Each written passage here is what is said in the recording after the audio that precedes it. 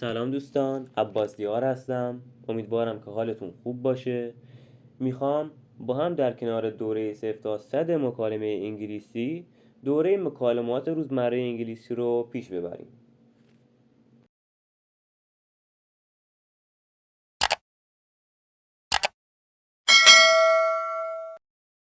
جلسه اول، آب و هوا. باران نخواهد آمد. باران نخواهد آمد. It wasn't rain. It wasn't rain. It wasn't rain. پیش بینی کرده اند که هوا ابری خواهد بود. پیش بینی کرده اند که هوا ابری خواهد بود. They have forecasted it will be windy. They have forecasted it will be windy.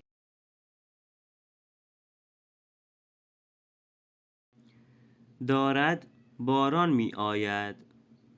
دارد باران می آید. It is raining.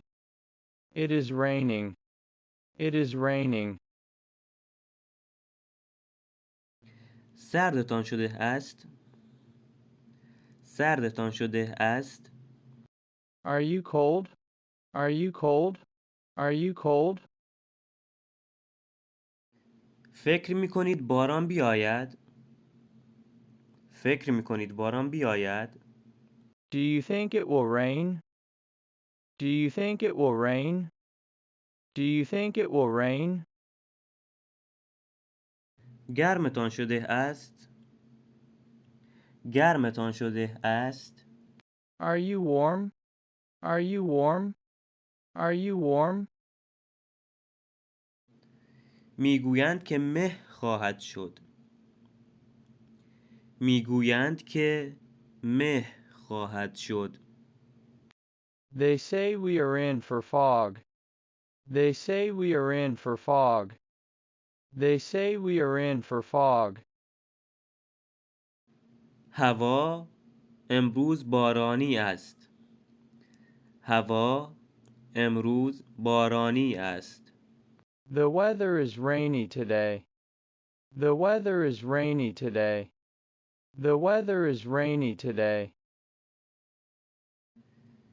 هوا خیلی گرم است. هوا خیلی گرم است. The weather is very warm. The weather is very warm. The weather is very warm.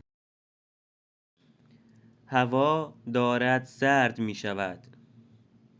هوا دارد سرد می شود. It is going to turn colder. It is going to turn colder. It is going to turn colder. هوا دارد صاف می شود. هوا دارد صاف می شود. It seems to be cleaning up. It seems to be cleaning up. It seems to be cleaning up. هوا متغیر است. هوا متغیر است. It is changeable. It is changeable. It is changeable. هوا مرطوب است.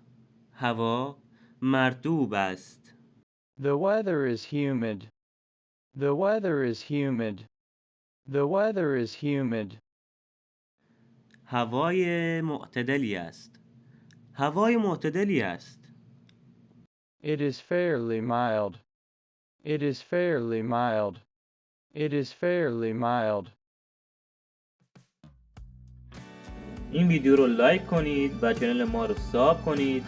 زنگوله کنارش رو بزنید تا با هم ادامه آموزش ها رو پیش ببریم. تمرین یادتون نره. خداحافظ تا جلسه بعدی.